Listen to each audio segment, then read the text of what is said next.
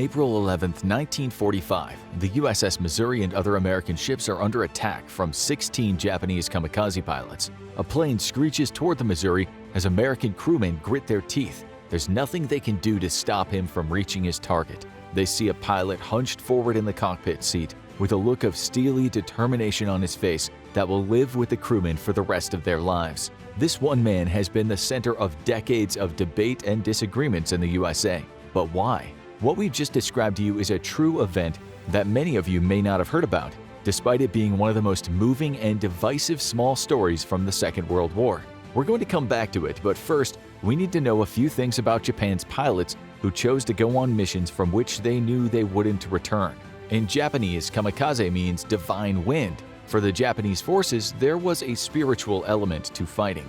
The propaganda in the country, including in the education system, embraced the good versus evil story, in which the heavens above sided with the Japanese against the hellish, decadent Western imperialism that was intent on destroying the Japanese way of life. That way of life was wrapped up in creation myths, in which the Japanese descended from the divine, and the Americans, the so-called ugly Americans, were inferior in culture and also in battle. The Japanese told themselves they were courageous people of honor, who lived by ancient codes as old as the samurai warriors did, while the Americans were all about greed, self-absorption, and materialism.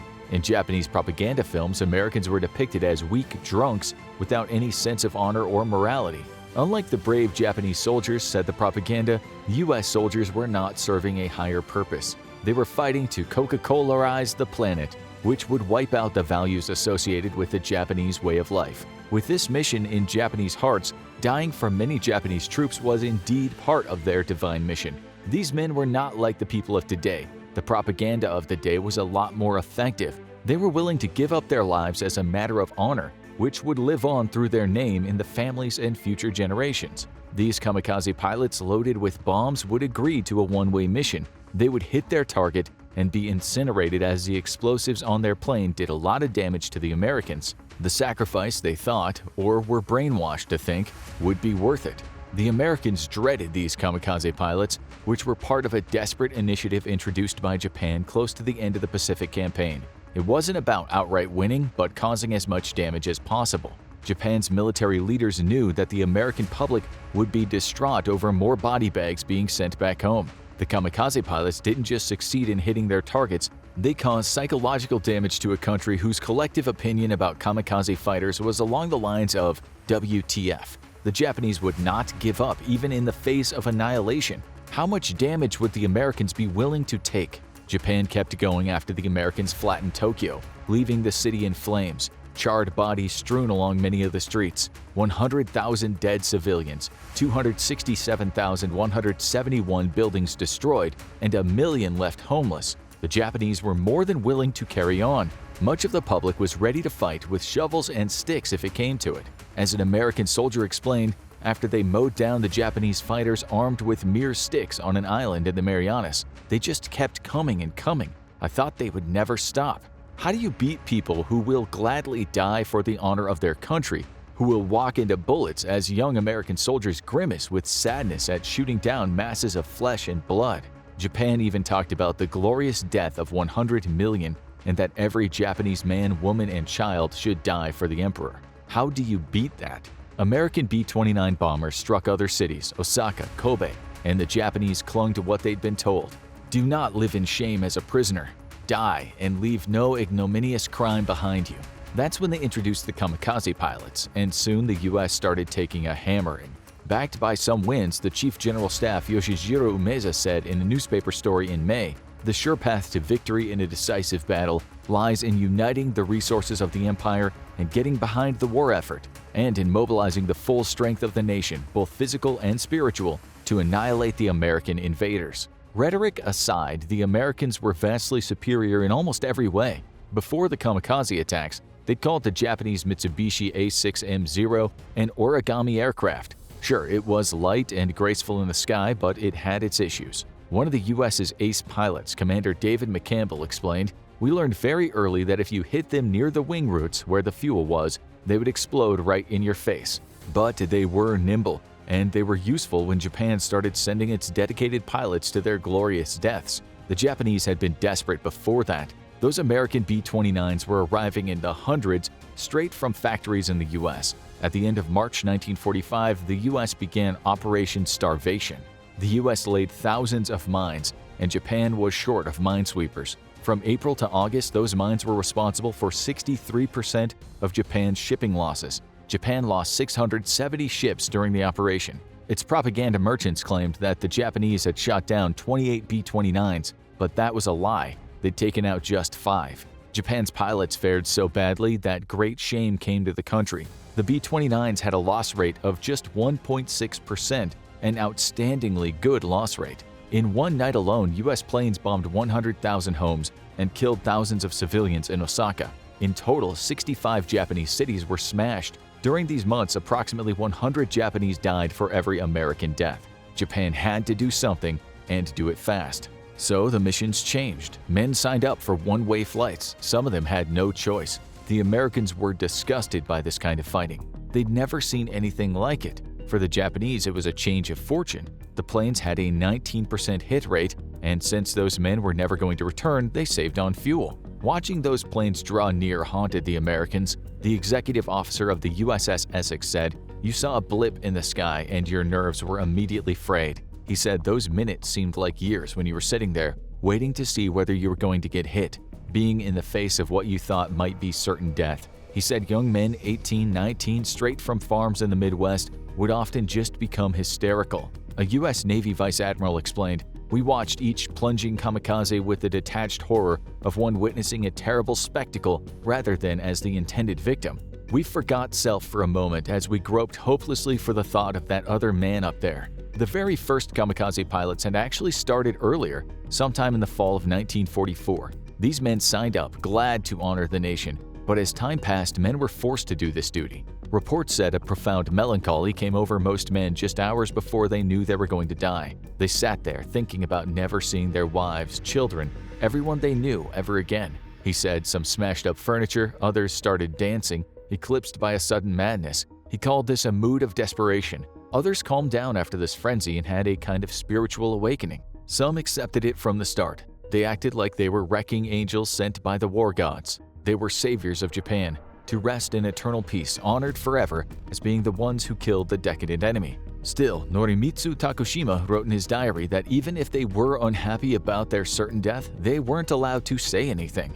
He wrote, "Today the Japanese people are not allowed freedom of speech, and we cannot express our criticism. We are going to meet our fate led by the cold will of the government.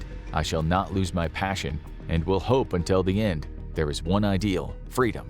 On April 9, 1945, his plane set off and never returned. It's not clear what happened to him. Heihachi Ichizo also jotted down his thoughts in a letter to his mother. He wrote, "Mother, I am a man. All men in Japan are destined to die for their country. You did a splendid job raising me to become an honorable man. I will do a splendid job sinking an enemy aircraft carrier. Do brag about me." He died soon after near Okinawa. Nakao Takinori wrote to his parents telling them that he was sending them a photo of him recently taken at the shrine. He hadn't paid for it, so he enclosed some money in an envelope. He said, "Please do not get discouraged and fight to beat the Americans and the British. Although I did not do a lot with my life, I am content that I fulfilled my wish to live a pure life, leaving nothing ugly behind me. Wishing you best for the future." He, of course, didn't have a future. Another man, Yoshiaki, told his father, mother, and sister, "My life only has been full of wonderful memories, without any regrets. I can go to crash into an enemy ship." A guy named Kaneyuki told his parents, "My final duty to you as my parents will be to make an attack hitting my target. I certainly will go to attack by ramming myself into an enemy ship." Fred W. Mitchell described what it was like being on the receiving end of these pilots. He was on the destroyer the Drexler when 2 Japanese kamikaze pilots hit in the space of 5 minutes. He wrote, "The plane, even though riddled with our gunfire, kept coming toward us. Suddenly the plane was upon us. Just as I hit the deck, the plane crashed into our gun. There was a tremendous explosion, and debris was falling all around me. After a few moments, I looked up and got on my feet. It was a horrible sight. The gun mount and the crew were gone. Everything was on fire." He checked to see if his arms and legs were still there and asked another man if his face was still attached. He couldn't feel it, and blood was all over him. It was there, but he had to jump into an ocean full of burning oil as other men perished around him. 158 men were killed and 51 men were wounded. The Kamikaze pilots destroyed 27 U.S. ships in a short time. 50,000 Americans were injured, 7,000 Army and Marines died, plus another 5,000 Navy personnel. The U.S. Navy later said this period was one of the worst for the Navy in World War II. Every single day for months, these Japanese planes would arrive, threading through the clouds, twisting away from the guns, emitting that nightmarish mosquito scream that grew louder and louder as your life potentially got much shorter. Fuel on the ships would explode, as would munitions, and the crew found themselves running through corridors of flame. They often watched as planes weaved through the small black clouds of artillery smoke, only to miss their ship by merely a few feet. On April 12, 185 Japanese planes were brought down in total, but the Americans lost 2 ships in the process. 14 were badly damaged, which included 2 battleships. On May 5th, the numbers were even worse. 5 American ships were destroyed and another 11 were damaged. In the space of the next week, 3 flagships, including the USS Enterprise and USS Bunker Hill, were hit. Throughout these months, the Japanese were averaging about 10 attacks a day. But in total, from the start of April to the end of June, 1,464 Japanese kamikaze pilots attacked American ships. Japan also had men who sailed small boats into ships. They had divers who swam to American ships with explosives. They employed kamikaze submarines and human torpedoes. The Japanese were not folding, but the Americans knew that an attack on the Japanese mainland would mean death on a huge scale. Many Japanese families would fight to the death, never mind the military. Even with Allied help, it would be a protracted and bloody affair. The American Air Force general and hero of the war, General Curtis LeMay, said an invasion would cost 500,000 American lives. That was a conservative estimate. Others have since said the planned invasion, Operation Downfall, would cost 400,000 to 800,000 American lives, up to 5 million casualties, and 5 to 10 million Japanese lives. The numbers have been debated, but there is no doubt millions would have died. Later, even after the Americans dropped nukes on Hiroshima and Nagasaki, Deputy Chief of Staff of the Imperial Japanese Army, Toroshiro Kawabe, said, "Don't give up." He told his people, "To continue fighting will mean death, but to make peace with the enemy will mean ruin. We have no choice but to seek life in death with the determination to have the entire Japanese people perish with the homeland as their deathbed pillow by continuing to fight." Many would have fought on, but thankfully Emperor Hirohito saw sense and told him it was over. The war had ended. In a speech, he talked about a new and most cruel bomb, which would do incalculable damage. People in their homes, their eyes filled with tears, listened intently as he said, "Should we continue to fight, not only would it result in an ultimate collapse and obliteration of the Japanese nation, but also it would lead to the total extinction of human civilization." But we're getting ahead of ourselves here. We need to talk about a man who embodied the Japanese will to fight until the end. He was Petty Flight Officer 2nd Class Setsuo Ishino. Like all those kamikaze pilots, he was an enigma to the Americans. They didn't know him personally, but when a few American crew saw his determined face the day he came at them, his head almost stuck to the window of his cockpit. In those few seconds, they thought, what on earth drives these people? What planet are they on? Ishino was with the Kamikaze Special Attack Corps, 5th Kenmu Squadron. He was not even 20 years old when he decided that his life would soon be over. 5 days before his last sortie from Kanoya Air Base, he wrote to his mother, "Dear mother, at last the day has come when the final flower will bloom. I will go smiling. Please do not say anything since all is for the country. The day we meet next will be under the splendid flowers at Yasukuni Shrine. Please say that I did well and smile without crying. I am praying for everyone's good health forever and ever. Take care." He didn't know it then, but his last moments on Earth would be on the USS Missouri, BB-63. The battleship saw plenty of action in the Pacific arena, fighting in the battles of Iwo Jima and Okinawa. She was part of Task Force 58, launching an air attack on the Tokyo bombing that we've talked about. Her crew, like the other crews, were not prepared for what was going to happen when the Japanese planes tried to fly right into them. On April 11th, as Japanese planes darted through the sky, its crew saw Ishino's plane, and they knew he was flying too low to be a normal attack plane. Little did they know that his plane was carrying a 500-pound bomb, which, if it hit them, would almost certainly claim many lives and possibly the entire ship. The plane did hit, but in the best place for the Americans. It crashed into the armored side of the Missouri. The damage was surprisingly negligible. It seemed like a miracle. When they'd seen Ishino fly so low, they were sure he'd crashed into the ocean. But then, like something from a nightmare, his plane leveled and through the clouds of smoke headed right at them. The crew thought they were doomed. So what actually happened was a great outcome. The bomb it was carrying fell into the sea. It landed on the deck and rolled just off the side. The plane was wrecked. Ishino was toast, but no Americans were injured. These men heard the stories and talked about how fellow soldiers had been burned alive in other kamikaze attacks. You'd think that they'd have dragged the pilot out of his cockpit and then just dumped him like trash. He had, after all, just tried to kill them all. Even a saint would have taken offense. But something strange happened. Captain William M. Callahan, who'd not long before had actually lost a brother to the Japanese in the war, told his men that this valiant Japanese man who just tried to kill them should be given a military burial at sea. It surprised everyone. Some were shocked, angry, cursing, some even ready to riot. Years later, a gunner named Robert Bishop explained, "The guys had the fire hose out and were going to wash him over the side, but the order came down to stop that. Hold a full military burial at sea with honors." The ship's records from that very day state, "The funeral service to be conducted at 0900 for the Japanese pilot is not a religious service, but is strictly a military service of burial dictated by military courtesy. Attendance is optional for officers and men not on watch." When the time for the burial came, shots were fired into the sky, and the men offered their salutes as the body draped with the Japanese flag was poured into the ocean. Senior Chaplain Commander Ronald Falk said at that moment, "We command his body to the deep." Some men were still cursing under their breaths, but what could they do? They really resented the captain for this, and they would again decades later when something else happened related to this controversial moment in U.S. military history. Callahan's actions were unusual, to say the least. When Ishino had set off on his deadly mission that morning, he was one of 16 planes that had been ordered to crash into this evil country's ships. Unlike Ishino, the other Japanese pilots were shot down before they got too close. But one plane hit its target, the destroyer USS Kidd, and 38 American sailors were killed. 55 men were injured. As she sailed south to rejoin the task group, smoke bellowing from her, Japanese planes tried to take her out for good.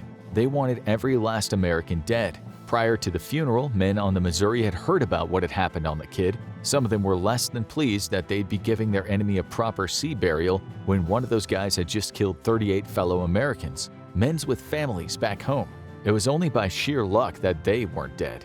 Captain Callahan had told them it was fine to take his helmet and clothes and other things as souvenirs, but all fighting men deserve a respectful burial. He told the men that this was a fellow warrior who had displayed courage and devotion and who had paid the ultimate sacrifice with his life. So freaking what, thought many of the men. Some were irate, but other men stopped them from any acts of violence. Still, a bad vibe pervaded much of the crew.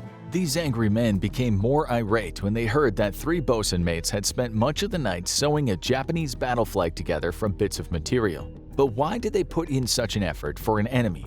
They thought it was crazy.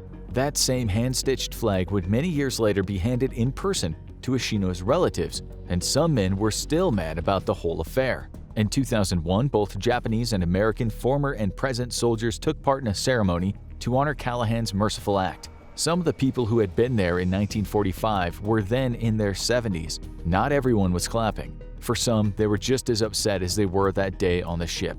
Albert Shedlarczyk, 74 years old at the time of the ceremony, who was a gunner in 1945, was one of the exasperated men. He told the Washington Post, "It's sort of a kick in the pants. If that kamikaze had made it another 100 feet, I would not be here. Would they have held a memorial for us? No."